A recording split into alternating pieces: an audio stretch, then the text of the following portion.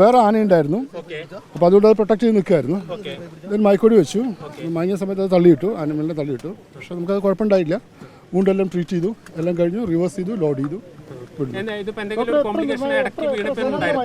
ഇല്ല ഇല്ല ഇല്ല, അത് സെഡേഷനിലാണ്. അപ്പോൾ മറ്റേ ആനിമൽ പ്രൊട്ടക്ട് ചെയ്യാൻ വേണ്ടി അത് പുള്ളി ചെയ്തു, അത്രയേ ഉള്ളൂ. ആരോഗ്യസ്ഥിതി നമുക്ക് പറയാനായിട്ടില്ല.